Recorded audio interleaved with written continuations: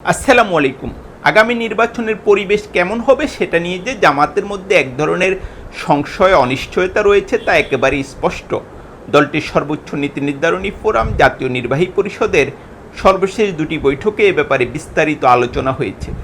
জামাতের নীতি নির্ধারকদের কেউ কেউ মনে করেন যে বিশেষত লন্ডন বৈঠকের পর ডক্টর ইউনূসের সরকার অনেকটা বিএনপির দিকে হেলে পড়েছে এবং প্রশাসন পুলিশ বিএনপির সঙ্গে এক ধরনের যোগাযোগ করে কাজ করছে। এই যখন অবস্থা তখন আমরা যেটা দেখলাম যে জুলাই ঘোষণাপত্র নিয়ে জামাত হতাশা ব্যক্ত করেছে, যখন এটা নিয়ে বিএনপি উচ্ছ্বসিত। অন্যদিকে জুলাই সনদ নিয়ে এক ধরনের জটিলতা তৈরি হয়েছে।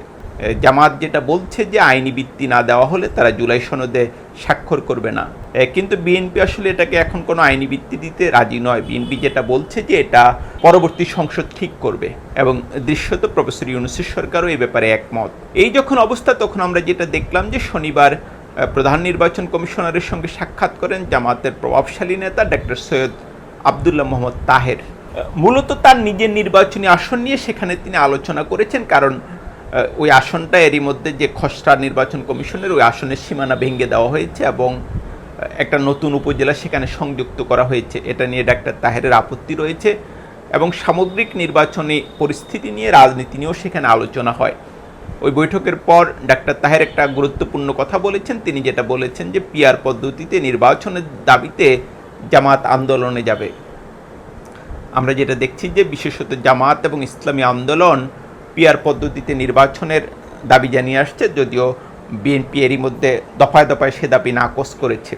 অন্যদিকে ঐক্যমত্য কমিশন যেটা বলেছে যে উচ্চকক্ষে পিআর থাকবে আর নিম্নকক্ষে আগের মতোই ভোট হবে।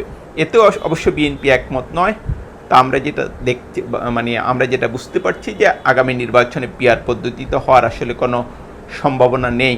এই যখন অবস্থা তখন জামাতের নায়েবে আমির আন্দোলনের কথা বলছেন। এখন যেটা বিলিয়ন ডলারের প্রশ্ন যে আগামী নির্বাচনে জামাত কি অংশ নেবে কিনা। আমি আমার অন্য একটা ভিডিওতে বলেছিলাম যে জামাতের একটা সিদ্ধান্ত রয়েছে, যদি বড় সংস্কার না হয় তাহলে তারা নির্বাচনে যাবে না। কিন্তু আসলে এটা তো সহজ সিদ্ধান্ত নয়। আমি মনে করি আগামী নির্বাচনে যাবে কি যাবে না এটা জামাতের ইতিহাসে সবচেয়ে গুরুত্বপূর্ণ সিদ্ধান্তগুলোর একটি হবে, কারণ এর সঙ্গে যে শুধু জামাতের ভাগ্য জড়িত তাই নয়, এর সঙ্গে বাংলাদেশের ভাগ্য বহুলাংশে জড়িত এই সিদ্ধান্তের সঙ্গে। সুতরাং এরকম একটা গুরুত্বপূর্ণ সিদ্ধান্ত জামাত যে খুব সহজে নিতে পারবে সেটা আসলে বলা যায় না।